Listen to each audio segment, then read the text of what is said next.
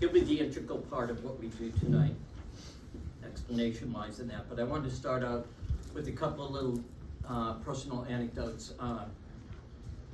So if I ask myself the question, was I ready? I was just in Florida for a week. And the answer is no, I wasn't ready. I had a case of COVID over December, end of December into January. And it kicked the ever-loving you-know-what out of me. Like, I can't believe. I couldn't believe it could do that, but it did that. And because I wasn't as good a shape as I needed to be, I didn't play very well in Florida. I didn't hit it as far. So I wasn't ready. I wasn't prepared. So normally I like to be prepared if I'm going to Florida. I was getting in shape, I was doing things, but I didn't do enough to account for possibly getting sick or anything like that. So my question to most everybody would be, if you're going to play this year and you're going to play better, are you ready? So that doesn't mean ready right now. That means ready as you go along. And how are you going to get ready? What's your plan? And as I spoke about last time, when we talked about the golf swing a little bit, I mentioned 1% a week. Now, I'll ask Ben this question. Ben, do you think somebody can get 0.5% stronger over a week or two? 0.5%? 0.5%. Absolutely. Okay. Absolutely. All right. Or they walk, they get a little Whether bit it's more. like strength, it depends on what goal you're looking All at. right. Like So let's say strength. endurance, they definitely can. Yep, Right? absolutely. Strength, Yep, absolutely. flexibility. Absolutely. Okay. So you have this thought, okay, where guess what? How many weeks from the golf season? Ready? 9 weeks. That's it.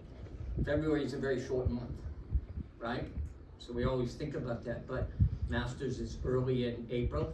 By then, it's golf season, right? So if you don't start now, you've only got 9 weeks to get ready for your first real attempts at playing golf, unless you're going away, and then you'd ask yourself, am I ready when I go away? Am I going to enjoy it? By the way, it's 80 degrees down there now. It was good weather. And so it takes a little bit out of you too. You're not used to the 80-degree temperatures, and that takes it out of you. And you sleep in a different bed, so you don't sleep as well. So all these things compile to keep you from doing what you want to do. So that's what I mean about, are you ready? Now, I think the major theme for anybody who wants to get better at anything they do is it's attached to some kind of goal, whether it's a better handicap, a lower handicap. I want to hit the ball a little longer. I want to hit the ball a little crisper. I want to do this. I want to feel better when I walk in from 18 holes. All right? So guess what you're going to have? A plan, right? A goal, a plan. So it was funny, and I'll refer back to another anecdotal thing. I played in Scotland the end of October to the beginning of November, and I walked average of 20,000 steps a day, and I felt great. 20,000 steps a day, even with a not so good hip, walking every day, walking up and down those cobblestone roads and everything else. But it was 55 degrees, and the bed was pretty good, but it was more a case of I felt good at the time, and I didn't feel as ready this time. So something happened with the COVID, and it just knocked the crap out of me, and I've got to spend some extra time now getting ready and getting back in shape for that 9 weeks when, say, I play my first tournament at the end of April or the beginning of May. I want to be ready, so now I've got to start tomorrow. So tomorrow would be the starting day. And most of the time what I recommend is everybody has a watch, a phone. So there's a calendar on your phone, or there's a way you can do notes on your phone. Is check marking a calendar that I did this today, I did that today, I did that today. I think the most important component, and I mentioned it last time, is I would recommend everybody, if they want to get better, and I say that to young Andrew over there, and I'd ask him if he did, is to get a journal or a notebook and write it down and make notes. I did this today, I did that today. I'll give you an example. I played in Florida with these two fellas, 160 and one was 59, and both good players. And what I told the 60-year-old on the first day, I had to repeat on the third day. Okay. I said, did you write it down? Did you remember? Did you read your notes this morning? So I sort of shamed him into writing these things and doing that. But each day now, he'll get up and he'll look at those notes. And he had this one particular habit that he would keep falling back into because he was not aware that he was doing it. It just became part of him.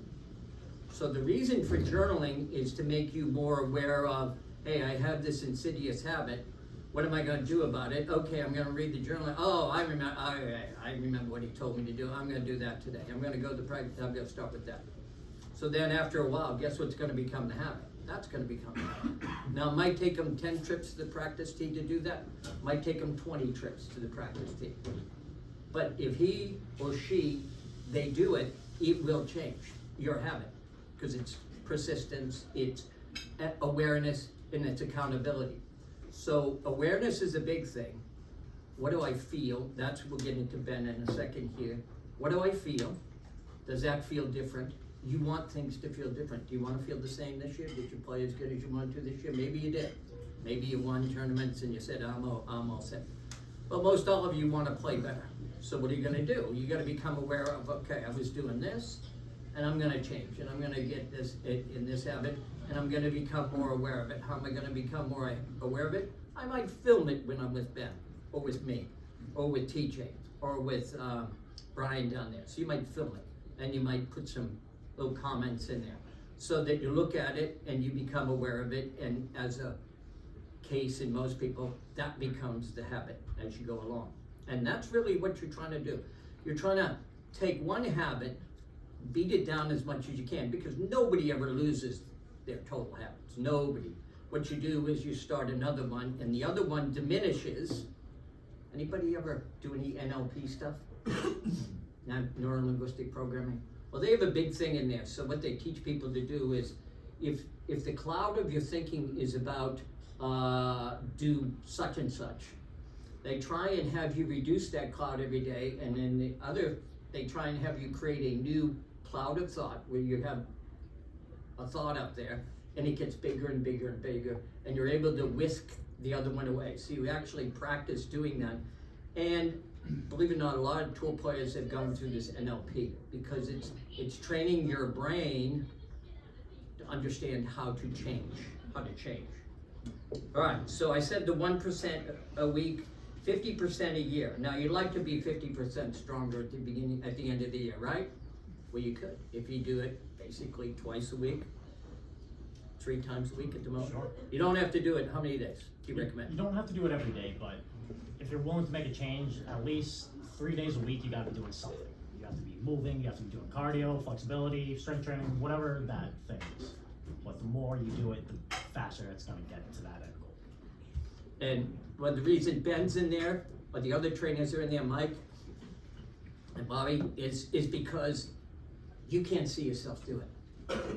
So you might not be aware of, oh, I set up poorly on this. I didn't use my hips correctly, hip hinge when I did my squat.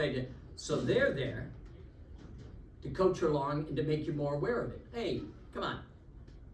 Hip hinge a little bit better, do your squats a little bit better, do this a little bit better. When you lift, do that.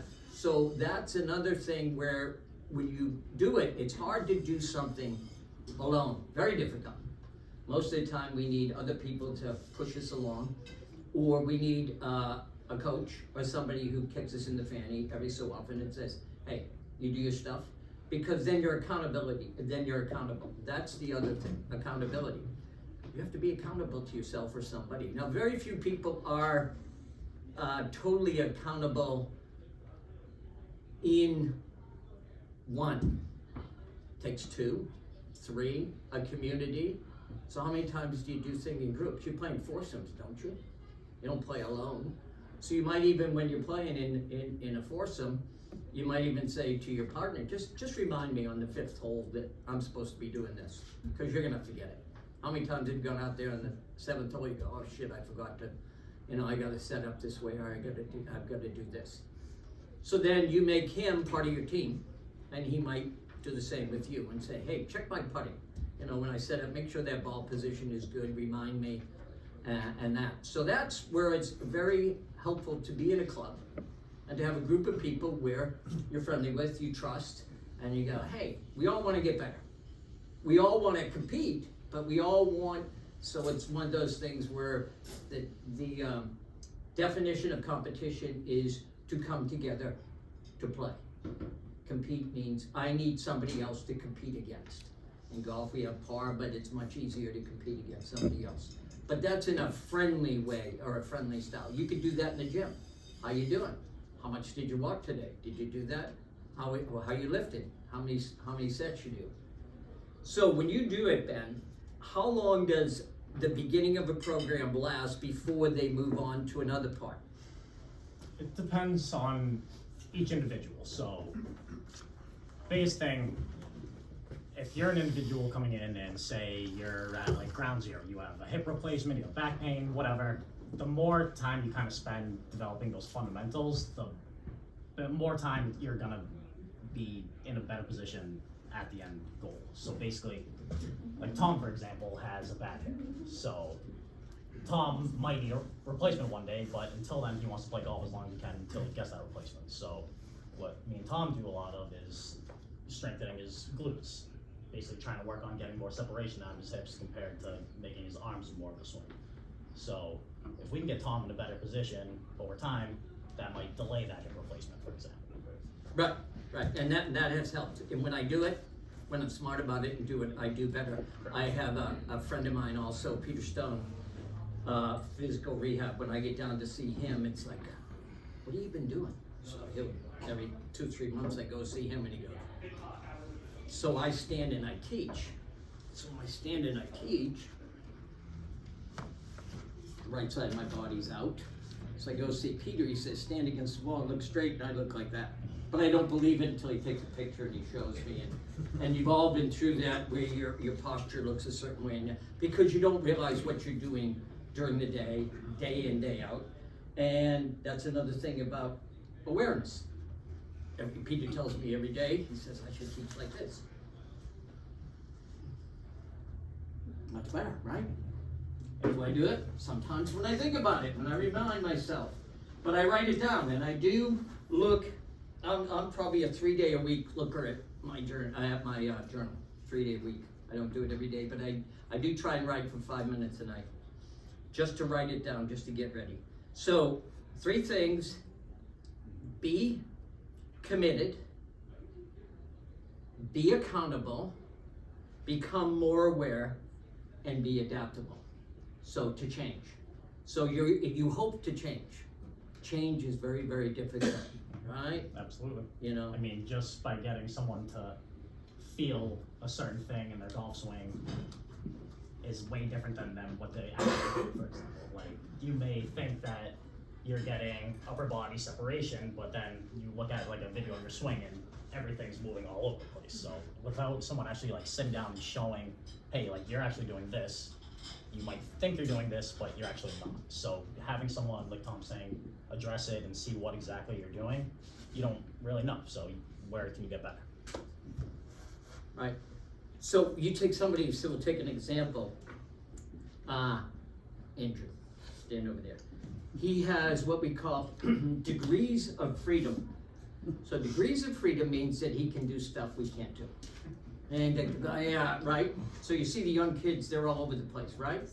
So when somebody like Ben, when he takes somebody with degrees of freedom, what do? Crap. And you basically train it away to where you use this, you give them what they necessary, but you try to take away anything that isn't necessary. Correct. Exactly. Yeah. So when they say degrees of freedom, when you see, say Bryson DeChambeau out there, or somebody who swings on, John Daly. So John Daly manages himself beautifully for a 60-year-old individual with a body like that, drinking beer all day long, actually Diet Cokes, and smoking cigarettes and everything else.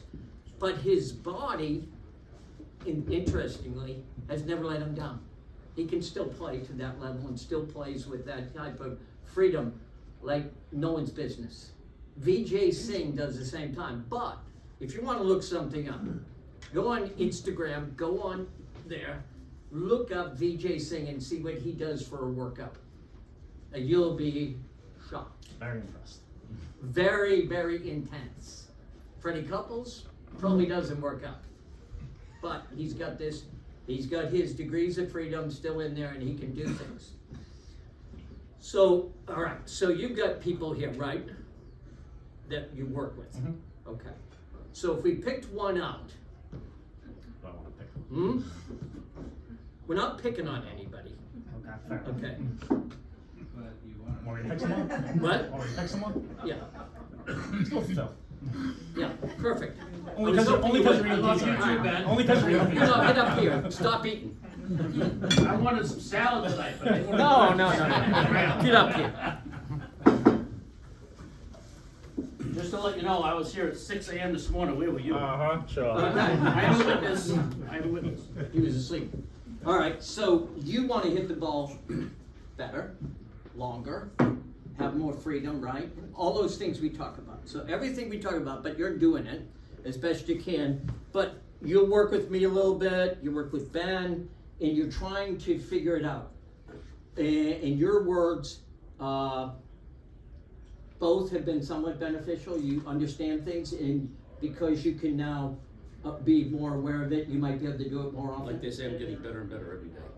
Yeah. Exactly. Yeah. So what we did is we tried to make him, so the distance, well, I got a club in my hands, I'm going to reach for that club. That's what happens when you get old, you forget what things are. So what happens in golf, it's how far this travels, that means you can hit it farther, that end of the club, not this end. So I can make that end go there, but this end only travels that far, I can't hit it very far. So how far the butt end of the club travels is basically how far you can hit it. And that was one of the things I do with Phil, is trying to get him to get the club traveling, we could hit the ball higher, right?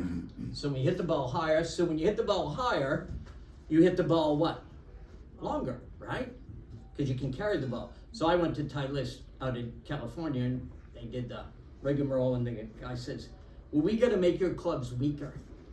He says, you're pretty good at delivering the club and everything else, but you don't hit the ball high enough because of physical limitations and that. So if we made the club have more loft, the ball would get in the air, you wouldn't have to work as hard. And it had a reverse logic in my mind. No. So when I did that, I gained distance because I hit the ball in the air. So if I take someone like Phil, I want the ball to launch. I want the ball to get in the air. That's the whole key to this. So how high did the pros hit it? When every time they hit it, don't you have to look up? You don't look like this, you look up when they hit the ball. All right, so tell us a little bit about what you've done. So Phil works a lot with his hands, he's outside, he's on your feet, hours a day at least. So a big thing for Phil is making sure that we're staying functional. So every once a year, probably back sometimes takes a beating on it. So a big thing with Phil is basically trying to keep the core and the glutes stronger. So basically, if your core isn't doing the work and your butt isn't doing the work, the only thing left is your lower back to do the work. So a lot of times with Phil, we're doing a lot of functional stretching at first, do a lot of cardio, just kind of get the blood flowing, and then we're basically doing every exercise possible to make his core stronger. Whether that's just a conventional like a dead bug movement, or whether it's doing single leg stuff, whether it's squatting with things overhead.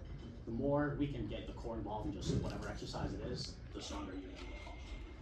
So, I don't know where you want to go from this. Take them through a little bit of some of the So, stuff. You don't have to go too deep, but just like walks in the gym and you go, okay, how you feeling? You might have them take a swing, you might look at something. sure. So, let's work on separation first. So grab that. Let's see what your upper body separation looks like. So have that on the shoulders.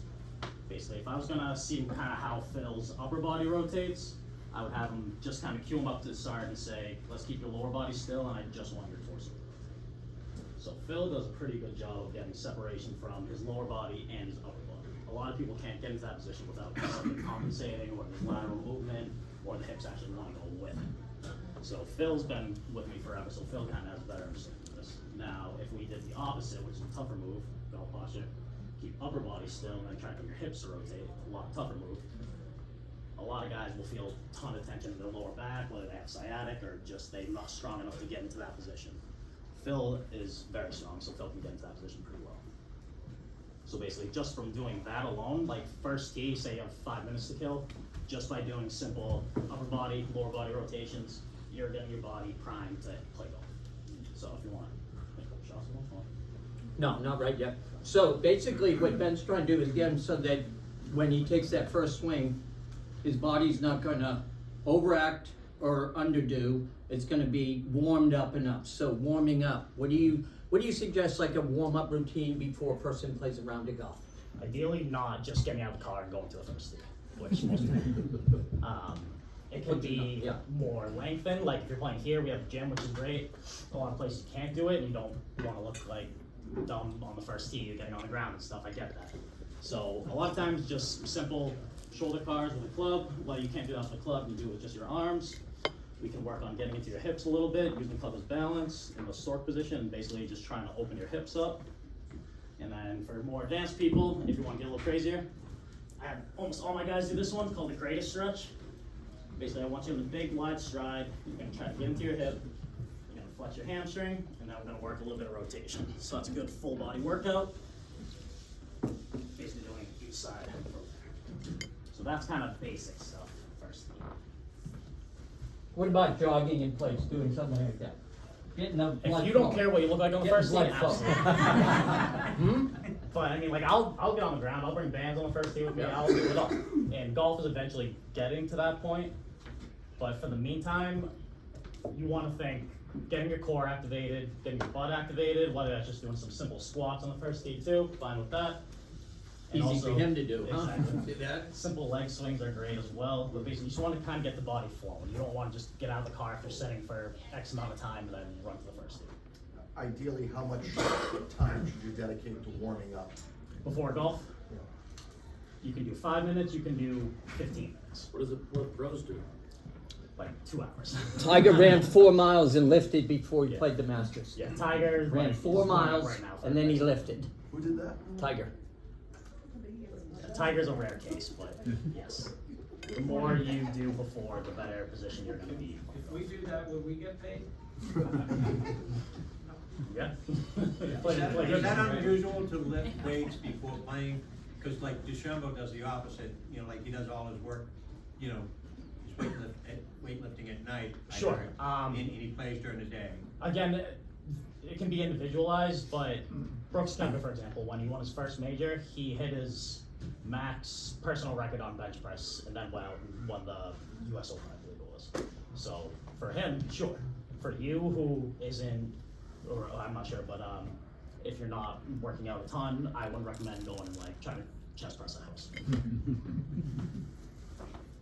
So now I'll be a shill for the Netflix. Coming up this month is a series about PGA pros. They followed them around their routines. It'll be very interesting. See how much they bring in there, about how much they work out. Justin Thomas is a workout fiend, because he's not a big guy. And he's a good example of getting separation in your swing as well. Like Phil gets really good, but Justin Thomas is pretty much like his hips are here before he even starts his downswing. So that's just a good example of hard work, dedication, just doing the work will get you into a better position, of course. But in retrospect, you're the only one that matters, so you gotta say, Ben gets you in and he goes, you're at this level. All right, we measure you, a month later, you're doing better. That's all you want. That's what you want. You need to see some improvement, or else guess what you're gonna do? Quit. Quit, right? Quit. So if I give a putting lesson, I want the person to putt better the next day, or at least think they can make more putts that way. And that's really what it's about. It's about, and it's funny, Ben Hogan wrote this in one of his books. This is the way he thought in life when he played golf. He played golf. Once he teed up on the first tee, he built a wall behind him in his mind. He built 2 walls here. And when he walked forward, the walls followed him all the way around the golf course, and he never thought about what he did before. He never thought back of anything he did. When he moved, took a step forward, he never thought back. Interesting that he would write that down and describe that in that manner. It was very articulate of him to put that down on paper and to really think that way. And people go, oh, they think differently. Guess what they do? Tiger Woods thinks differently than you think. Okay? So that's what you'll find out too, how these guys think, how fragile they are. Also, what you'll find out is how fragile they are. And say if they get hurt, they think their career's over in a sense. If they hurt their wrist, their knee, look what happened to Cavicchi. He was gone for 2 years because he hurt his knee. And then he had to rehab it, so he had to work doubly hard to get back to where he started. And then he's got to go forward from there. So it's just like any other athlete trying to get back. It's like they've got to have a goal. It's like the kid who's playing for the Celtics, Gallinari's not playing. He's on the bench, but he travels all the time. He says, if I don't travel with him, he says, I won't work hard as hard. He says, I want to be pissed off every time they take the floor and I don't. Why? Because he wants to play in the playoffs. So he's working out doubly hard to get back to the playoffs. So he has this goal, but he feels like he's got to go everywhere they go to be part of them, or else he won't do it. See what I mean about community? He won't do it alone at home. He will do it if he's on the road with them. He'll do it, and they think differently like that. They do weird stuff. It's like the coach, Missoula. See what he did the other night? He went in the locker room and he did a handstand in front of Marcus Smart. And he's a 2-time jiu-jitsu champion. Missoula is. He's a very athletic guy. And they play basketball before because they want to be involved in the game. So it's your involvement in the game. What am I doing before? What do I do after when I go home at night? I'm sitting there watching the game. Can I sit down and jot it down for a couple minutes? Oh, I did my workout. I can report to Ben that I did my stuff today and everything else. He's going to ask me. So I guarantee he asks. I ask people. And then you're going to want to be able to say yes without going, maybe. I don't know. That type of thing. So we're the accountability. You come and see Ben. You come and see me. You come and see Brian. And they go, hey, did you do your work? Okay, yeah, I did it mostly. And that's what it's going to boil down to. So from this time forward, I have an idea that Ben and I are working on with Mike, and with probably get TJ involved in that. It's called The Journey. It's interesting. Guess what it does? It starts, but it never ends. There is no end to the journey, because when it's over, right? So if you're going to play for as long as you can play, that journey starts today and keeps going. And at certain times along it, you might look back and go, okay, am I doing my work? Am I doing my work? Am I doing what I need to do? And so if you get, as I say, accountable, and you understand that each time you get better. So there are people, look at what Gary Player does. He's 87 years old, still tees it up and plays. I had dinner with John Scheffler. Anybody know John Scheffler? He was the pro at Eastwood Hill. He walked in the restaurant, and I'm having dinner with he and Jack Bowman down there. And John walked in. I said, John, and I would have guessed 81. How old are you? And he's pretty shocked, except for a little tremor. 87. He had played that day in a tournament, shot below his age, played pretty, was pissed off to no end. He was pissed off that he didn't play better. That's at 87. See? You gotta have that fire in the belly. The only way you have that fire in the belly is be able to push yourself a little bit and to do things. You've got to want it. And you gotta prove it to yourself that you can do it. Once you do it, it gets easier, right? Absolutely. So when you have your people come in, they just keep repeating, right? Yeah, I mean, it's a good point. Like he's 87 and he's still working out. Like, I'm 30. There's, just because you're a certain age, just because you don't feel a certain way, doesn't mean that you can't just do something. Like, you can always work out. You can always play better golf. You can always take a lesson. You can always do something that's going to make your game just a little bit better, whatever that is. I agree. I'd like that 20,000 steps I took in Scotland. I didn't think I could do that with my hip and that, but I can. So now it's like, okay, you can do it. So you got to do it, right? So And it now feels you're going good to try too, to like, get to mentally, 23, physically, like, 24. Yeah. It's a sense of accomplishment. Right. But I didn't think I could do it before, because I had never paid attention to that aspect. But now it's measurable. So anything that's measurable is good because you can be accountable for it. I'm hitting the ball, so if you get up and you hit the ball 150 yards. So Andrew, come on up here.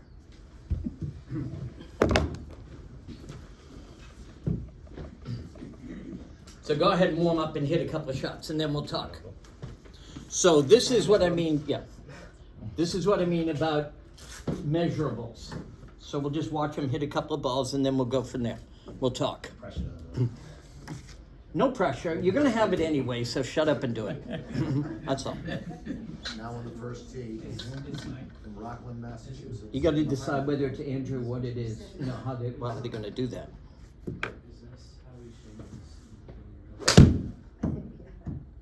So I guarantee anybody in this room other than him that's sitting over there and walks up and hits the first shot, not gonna hit it that well. No. Right? How old are you? 15, Okay. How often do you work out? 3-4 times a week. 4 times a Smart week. answer. Yep. All right, go ahead.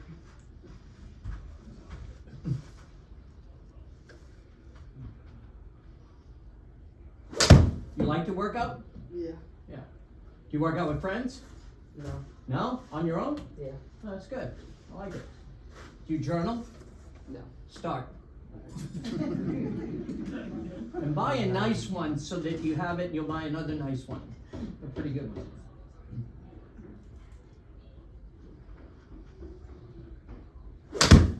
So if we were to film that, take it back to the top and stop. You don't have to hit the ball, but take it back to the top and stop.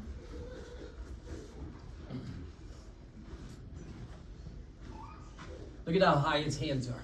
See that? So that's the measurable, where those hands are. So Scotty Scheffler might be there, Tiger might be there, Justin Thomas is there. Justin Thomas is probably a little bit more there. And guess what he would do to be able to do that? He would get what part of his body stronger? Core in his back. You see, so he could lift it like that. So he would, as he works his core and he could lift the club up more, he would get that measurable. Where that's why they hit it so far. That's what they do.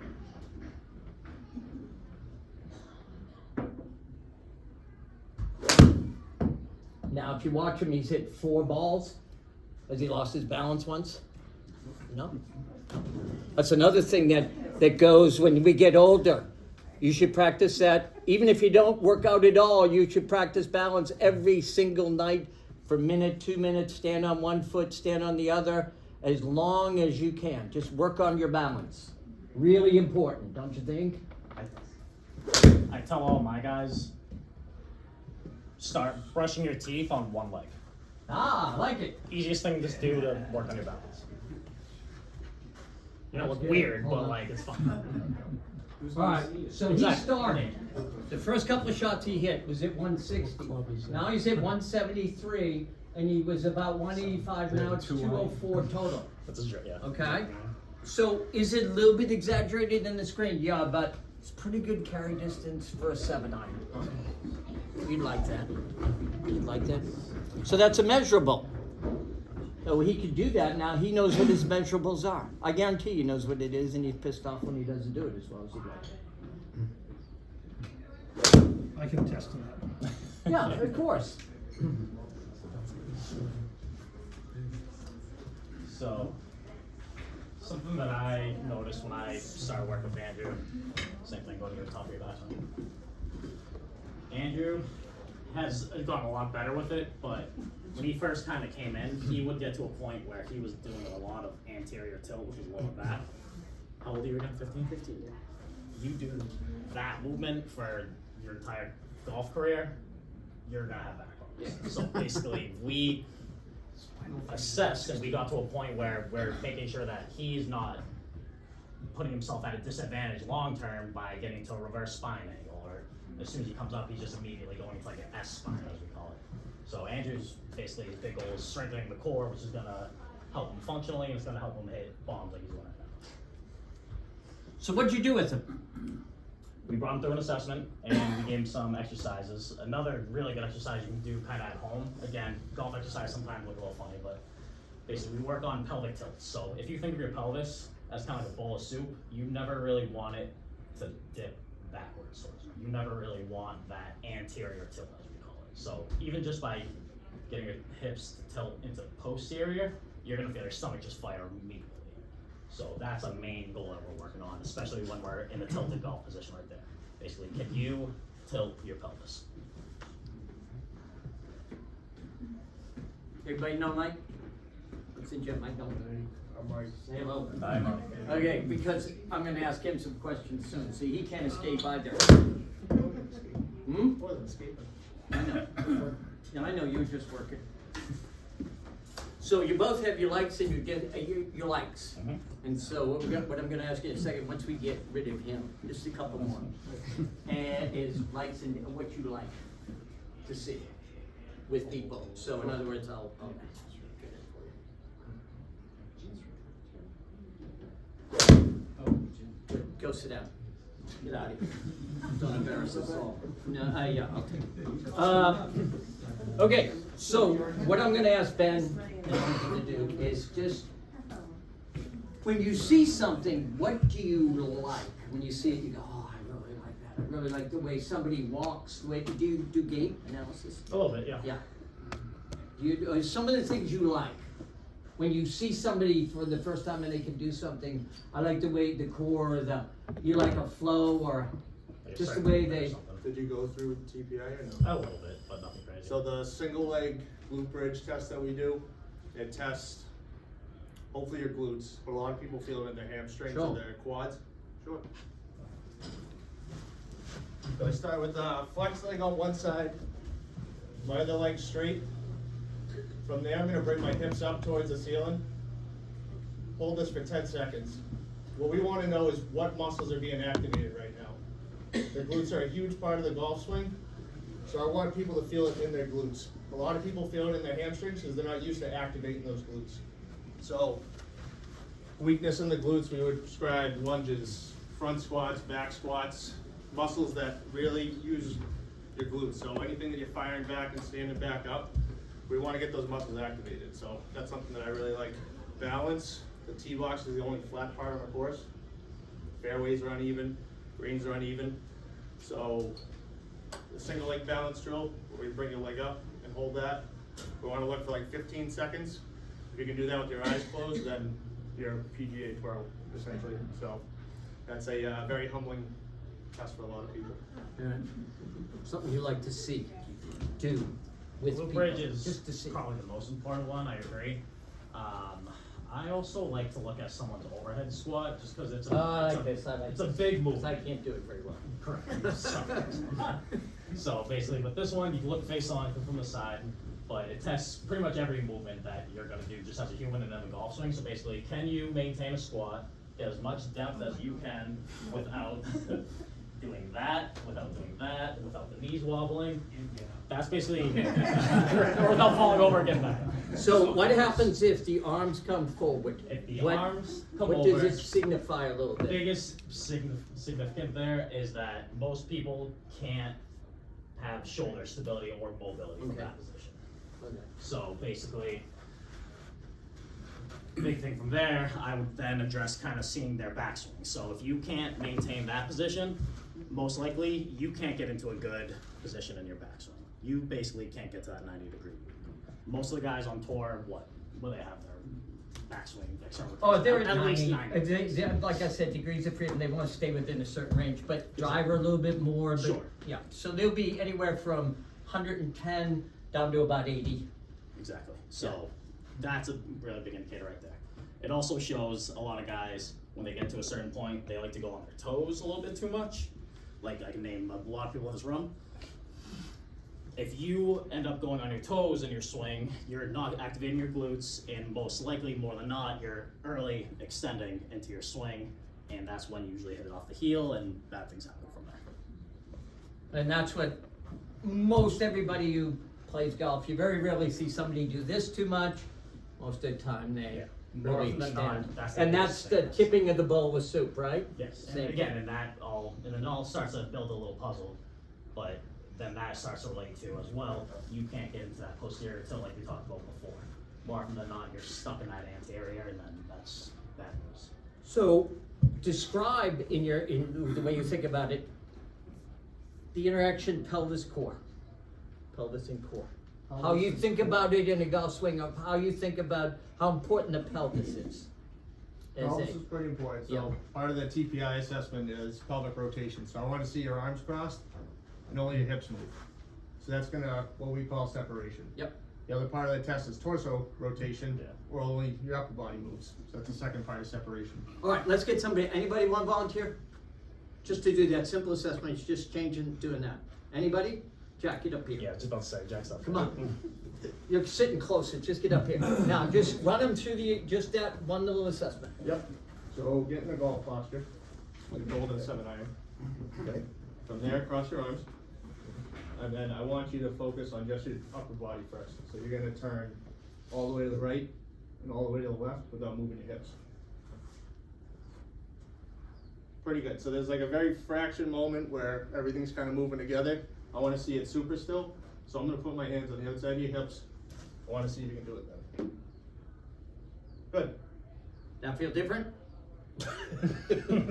Yeah, okay, but that's what I mean Hey, about and I'm 70 awareness. years old. He would be now more aware of the difference. Now test him the other way.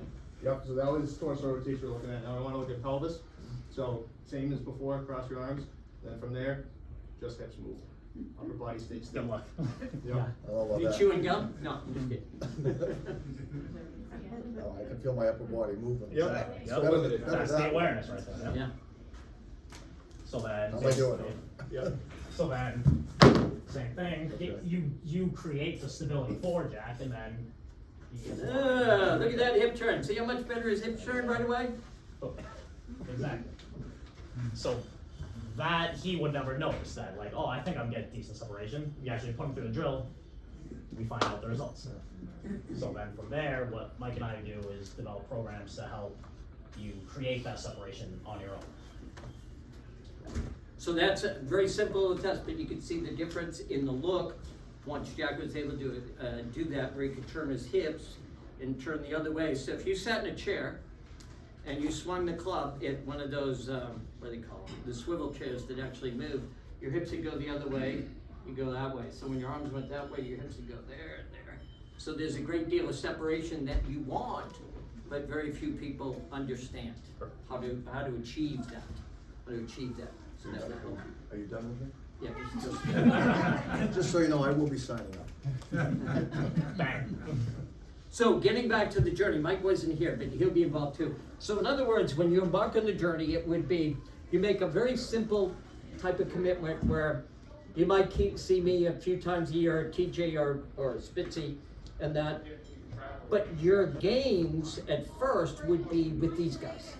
Because then you're gonna be able to do what I want you to do better. And it wouldn't take as long, but if I go down there and you're like a wooden Indian, and if you come down there with a little, I can move, okay, what have you been doing? I've been working on with Mike, I've been working on with Ben, I can do that, that helps. So when that's the next 9 weeks, is can I get in a position where I can play better because I have more, in this case, freedom or stability. Talk about that, talk about So address in that. What would you say So with we're Jack? talking about, so everybody says, well, I want to be more mobile, I want to be more stable. What's the deal? So what we just did with Jack was we created stability for it. Since his body doesn't get mobile, he's lacking stability somewhere. So you can't have one without the other. So basically when we kind of set the shoulders back there, we create the stability in his shoulder and his cores so that his hips have the ability to become mobile. So you can't become stable without having mobility. You can't have mobility without being stable. So basically if I was to tell Jack, same thing, just do everything. In his mind, he's like, okay, like no problem. My hips are here, but he doesn't realize that his shoulder's doing the same exact thing. So what I would immediately prescribe for Jack is first tee, he's out there, he's really driving down to the ground, and he's basically trying to just clear up as much freedom as he can into his hips. So that would be a great first warm-up for you, just to start. So Michael, how bad would it be if somebody looked online and said, I'm gonna get more stable, and they didn't need it and they needed mobility, or I'm gonna get more stable, more mobile and blah, blah, blah, the opposite. So that's what? Do you know about WebMD? Oh, yeah, How okay. everybody became their own doctor. It's the same with YouTube and golf swings. YouTube and golf swings, yeah, I'd probably see a professional before you go and start doing stuff on your own. We can give you a pretty good idea about mobility, stability, and strength, but there's still a lot of components to it. I have a kid currently that is super mobile, and he looks really good getting down, but he's shaking on the way up. So part of the TPI assessment that we do, where we do a pelvic tilt, we go back and forward, I'm really rigid coming forward, my body's not used to doing that. So, taking into consideration mobility, stability, and strength, then we can build a plan off of that. But So there's I a would- formula to everything, and Yeah. the biggest part of the formula is, yes, you got a club, and you got a body, okay? And the club don't swing itself. That's just the whole key. You need your arms, you need your core, you need your body to move the club with the force you wanna move it to. So if you go out and become a carpenter, you're gonna, so you ever watch a good carpenter and somebody who's really an artist is doing something, that carpenter's, his hips are moving, he's stable, he's going boom, boom, boom, and he's using that hammer like you wouldn't believe. So he has that ability, but when he loses that, right, Richard? Huh? In building, yeah. So they're artists. Those guys are, some of those guys are artists, but also, you take a guy, I'll pick on him here, the big guy, the plumber. What's his name? Obi. Shit, he can't move. I mean, because of the business he was in, his hands are like this, but son of a bitch, he can hit it. He can get going and he can hit it. Once he gets warmed up and moving, he's getting better and better at it, and he'll work at it too. Once he can get going, he can hit it. He can move it because he's strong for moving those pipes and everything else. So he possesses the strength, and all he needs, needs mobility and all his joints and everything else. And if you get it, and he wants to keep going. So that's what it is. You have to be a detective, just as I do in a golf swing. These guys do it with your body, and they're trying to figure out, okay, if I do this, I get that result. If I do this, I get that result. Okay, I'm gonna do this, this, and this. And then you're gonna explore that path, and you're gonna go there a while, and he's gonna go, okay, I overdid that, we're gonna take it back a little bit, right? And you're always exploring that middle ground where we create the amount of stability we need and mobility that we need, hit the ball longer, and we have things that can measure how far the ball goes. And it's important, now they're gonna have things, it's interesting, there's 3 groups. One's a German group, Fender's group, there's a Sportsbox AI, there's another group, Mark Bull, and they are gonna be able, you're gonna be able to just swing, and they're gonna have what they call markerless 3D. So they're just gonna film you, and anybody can film you, and they'll just say, okay, you have this much shoulder turn, you have this much hand speed. They'll give you these parameters that you didn't think existed in a golf swing, but they can do it just with a camera now. So that's another measurable that we didn't have before, that these guys will now have.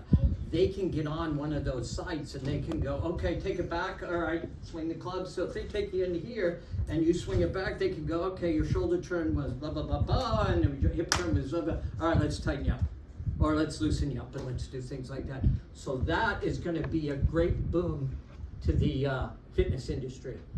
They'll be able to measure things. Before, was it goniometer or whatever it is? Yes. With those things, Yeah. and it have to be perfect. Now it's markerless 3D, it's your phone, and you go, boom, all right. Now you're making a bigger hip turn, you're making bigger, and it'll be able to tell you hand speed, club head speed. Yeah. All right, best drill for forearm and hand strength. Any suggestions? Keep it super simple. Get the biggest weight that you can hold for, call it 20 yards.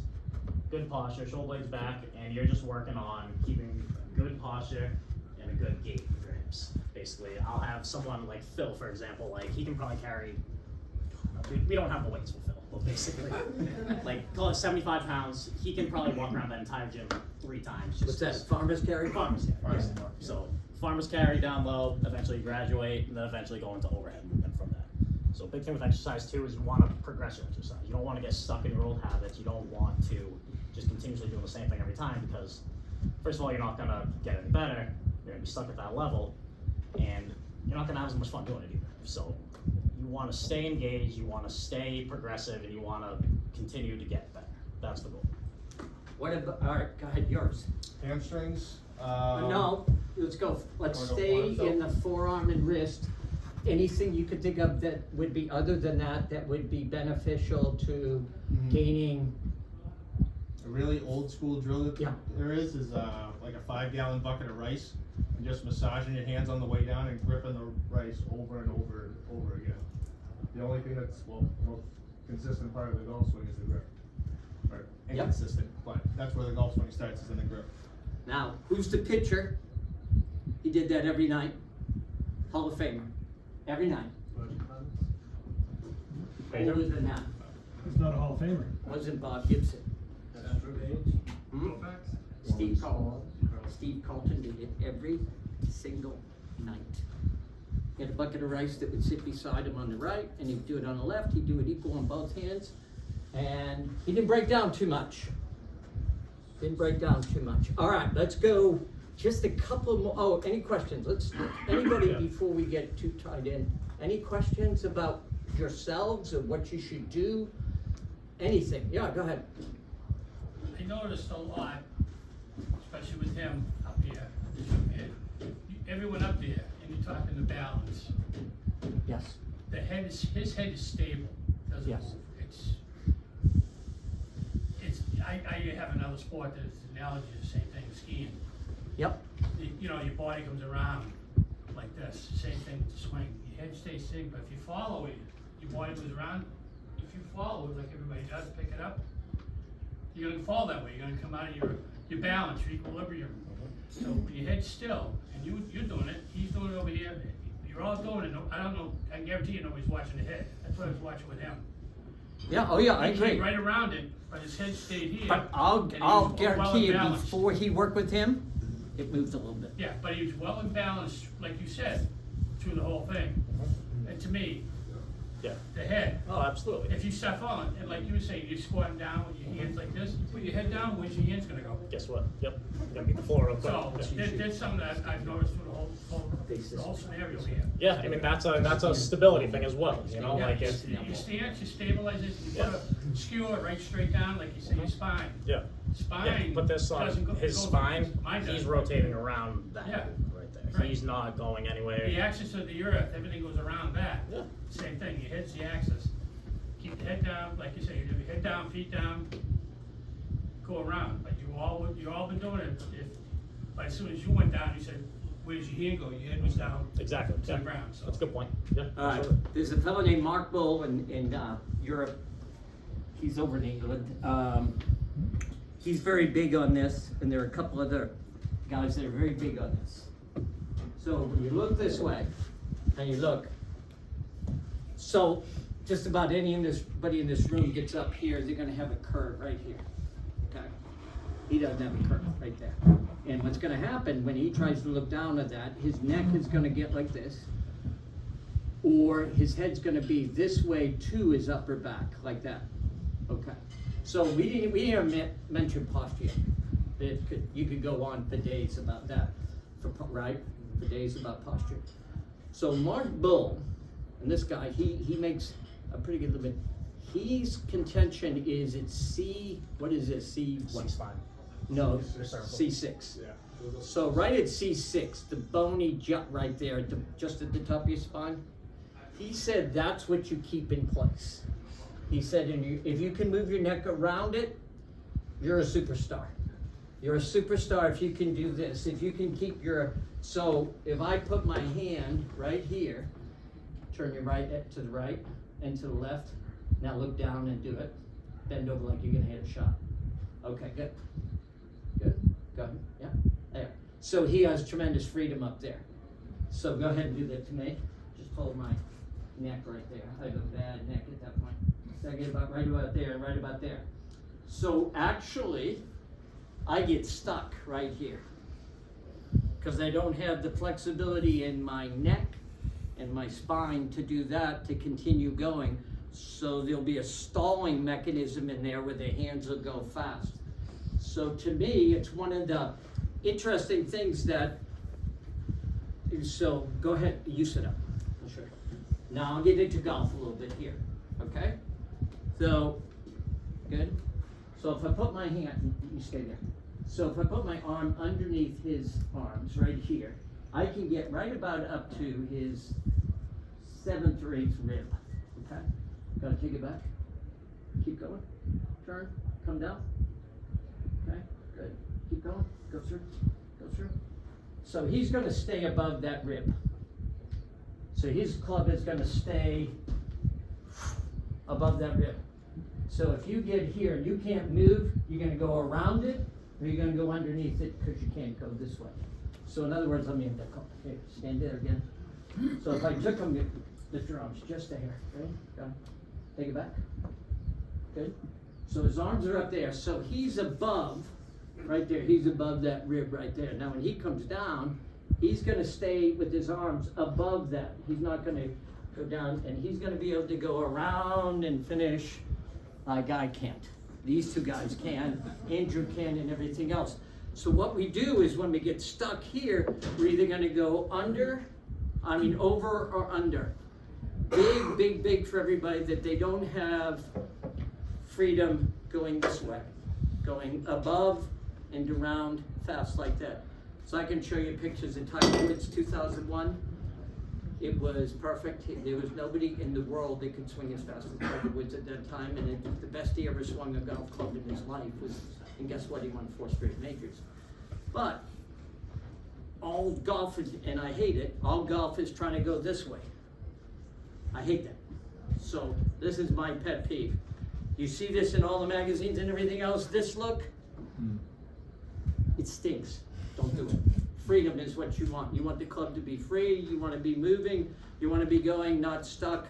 You don't want to be in a position where you get stuck like that and you have to get out of that, get in it and then get out of that position.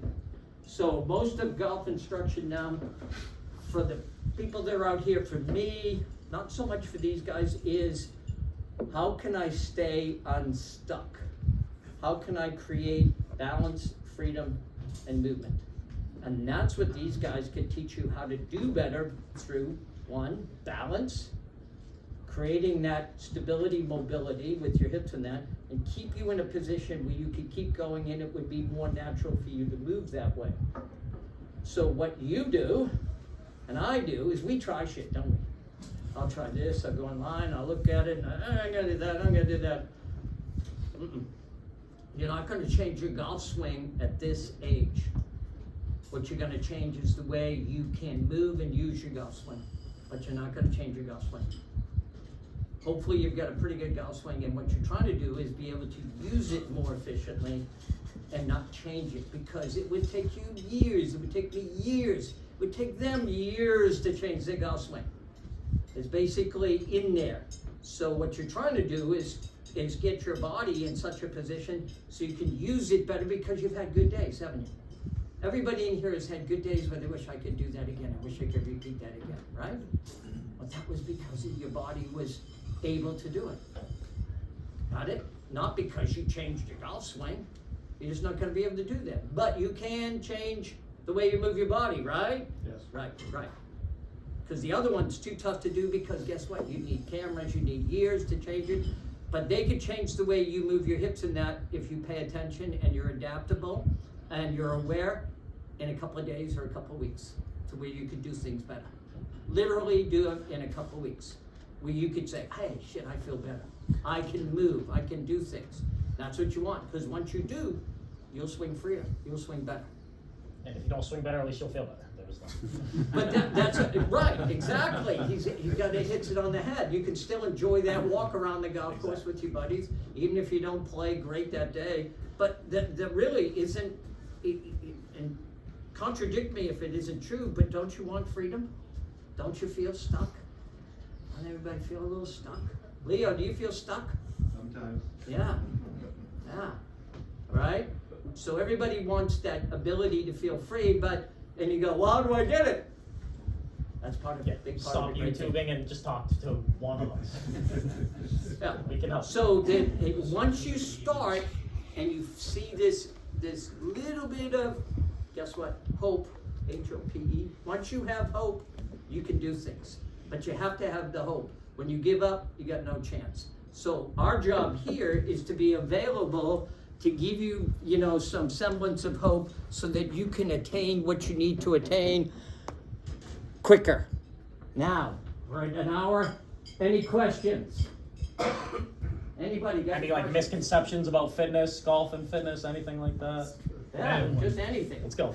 How does the fan bike improve rugby game, I knew you were gonna ask that. How's the what? the fan bike. Because the fan bike helps bring your aerobic level up a little bit, and then when you are able to control your heart rate back down, like if you're over a putt, or for example, the quicker you can bring that heart rate back down, the better off you're going to be in life and on the golf course. How's that? And it improves your coordination And too. how does that aerobic level come into golf?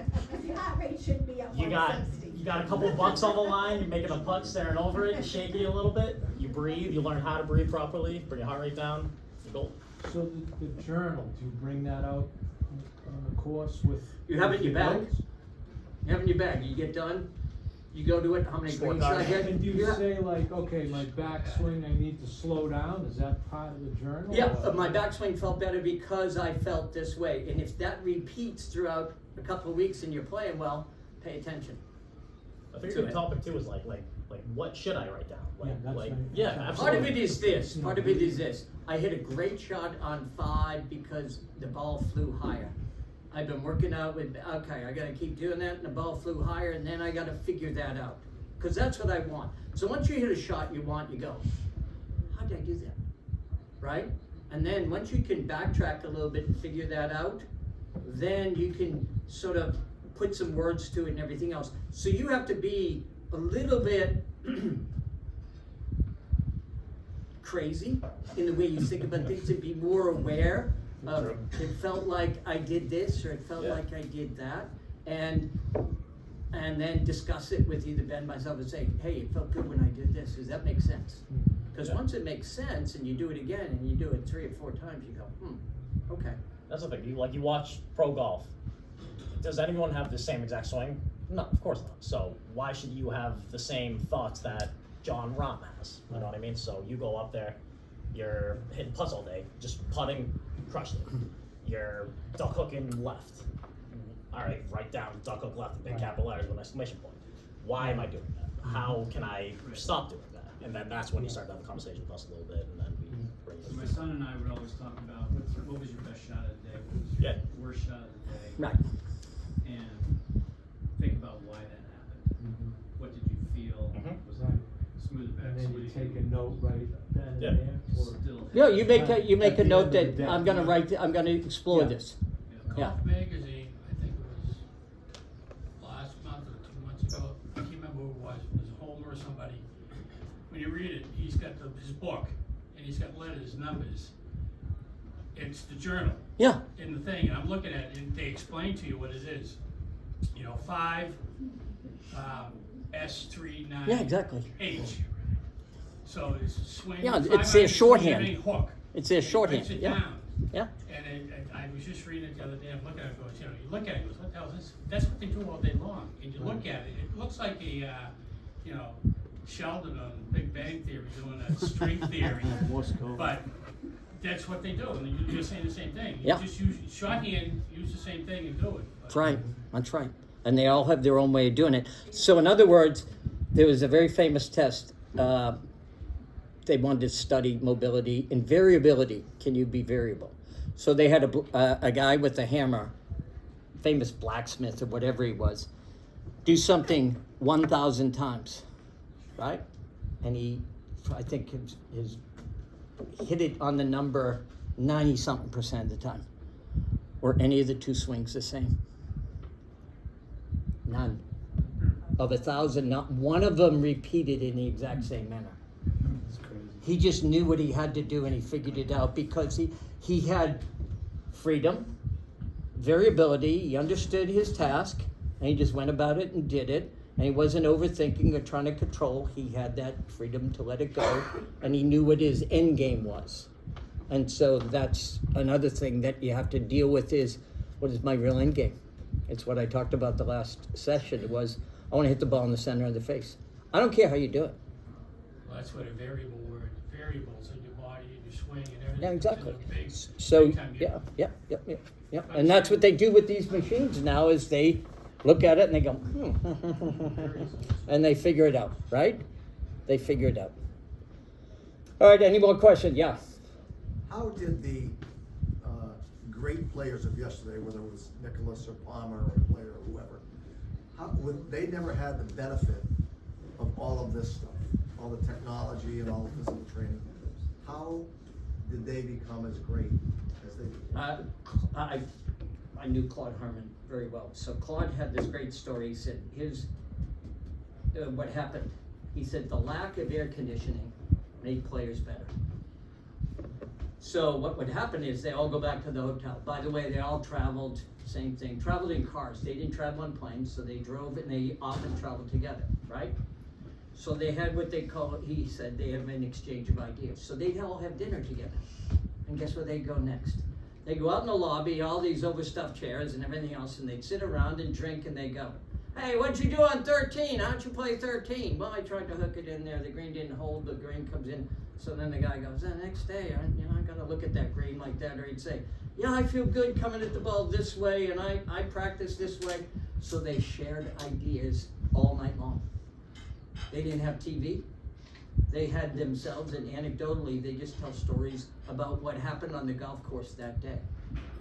And that, Claude said, because they couldn't sit in their rooms, it was too hot, and they'd sit around and they'd exchange stories, and they'd all help one another out. To this day, they help one another out, if not Patrick Reed and Roy. That won't happen. But back then, they would help one another out, and they would say, hey, you're doing this and you're doing that. So one of Ben Hogan's teachers was, of all people, Sam Bird. You ever heard of Sam Bird? He was a baseball player and became a golfer. So they had this camaraderie, and they had their own games that they were their own journals. They would just share it all, and that's how they improved. They would go ask, hey, what are you doing? Hey, what am I going to do with my putter? I'm not chipping it well. What should I do? That's what they would do. Nowadays, you don't do that because you got a coach, and you're paying them. Back then, they didn't really have coaches that would travel. They had coaches at home, but not coaches that would travel. Yeah, and that's what happened back then. But then, just a few of them, they dug it out of the dirt like Trevino did. Trevino was a solitary figure, and he just figured it out. Some people like that. Hogan was like that too. Figured it out. Yeah. Anything else? Yeah, one more. Yeah. So, I've been to a doctor for it, but I got low back pain. Brush my teeth, go to stand up, I get this twitch, it hurts like hell. I always said it's sciatica, but the pain doesn't go down my leg. It's all right there. Is there a drill that you can do or an exercise you can do to stretch that out? Or There's, sure, I mean, without the doctor telling me what exactly is going on, that's tougher, but. Go see Peter Stone. Yeah, I would definitely recommend, first step I would say, let's find out actually what's going on inside there. Yeah. Second step, like once you talk to a physical therapist or doctor, get an MRI, then we can figure out if it is sciatic pain, then yes, there are stretches and manipulations and things that you can do to help relieve that pressure, sure. Yeah. Because I'm sure there's plenty of other people in there that have. Yeah, you're not the only same one. thing. 1, 2, 3, 4, 5. Yeah. So first step I would say, kind of like we talked about all day, like if you don't get assessed, if you don't see what's going on, then how can we tell? Yeah. We don't know. Yeah. You know, it could be your right hamstring's too tight, it's pulling on your left side. We don't know. Really? Okay. Absolutely. Yeah. Oh. All right. Don't guess, assess. Correct. Yeah. Right? Yes. So I think one thing, the gentleman in the front asked about how the older golfers, didn't have a lot of these exercises. The thing is that I want to golf when I'm 75, when I'm 80, and I think you see some of the pro golfers now, because they're using coaches and they're using fitness, they're golfing longer because their bodies are able to withstand that type of work. So that's what your goal is. Okay, ready? They get hurt more often now than they used to. Because they're trying to do too much. They're trying to hit it too far. Yeah. Okay? And so what happens now is when you push anything to an extreme, baseball, anything you do, all the baseball players get injured, right? You look at them, they're all about, look at Stanton never makes it through a year. Judge didn't make it through the year. So anybody who strives, push it right to the edge. What had happened to DeChambeau? Same thing. Right? Well, I'm not talking about the professionals. I'm talking about us here in this room. I understand. We're the ones who want to golf. So I understand that, but what I'm saying is the players in yesteryear, they didn't push it. so they could play until they were 70, 80, 90. Gary Player. I mean, if he'd had a launch monitor and Gary was one of those guys who said, I can hit as far as you, he probably would have gotten hurt because he would be trying to outdrive somebody on a launch monitor that he didn't need to win 11 majors, that type of thing. So they didn't push themselves the way the modern athlete pushes themselves. And look at Justin Thomas. Does he have do you have the bone structure and the ligament structure and the tendon structure to support muscles that are too big? Right? Yeah. Can you do that? Justin Thomas, because he works at it. Yeah. But even so, at some point, something might go, whoops. Yeah.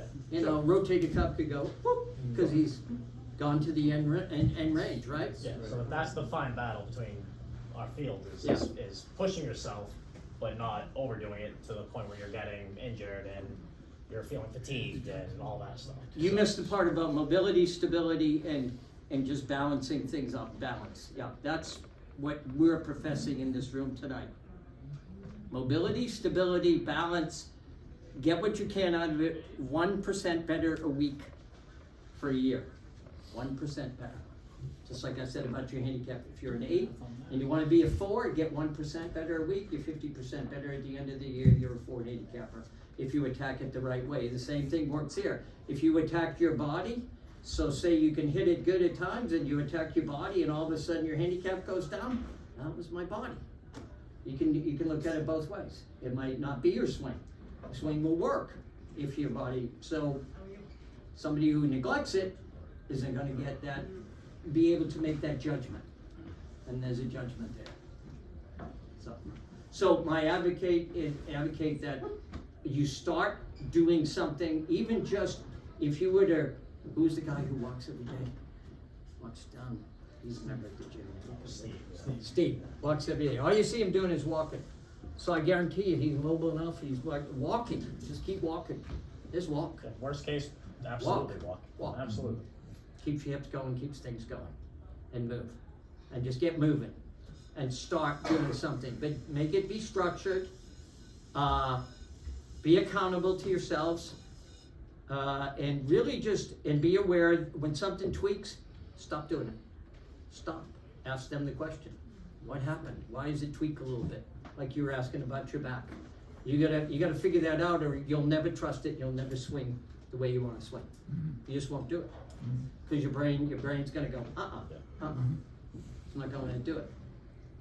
Yeah, I think moral of tonight is get assessed, figure out what your game plan is, have a goal, and crush the goal. Like the only person stopping it is you. So if you don't start, then you can never end. Wrong club. That's mine. Any other questions? Thank you. All right, be good. Thanks, Shut that off.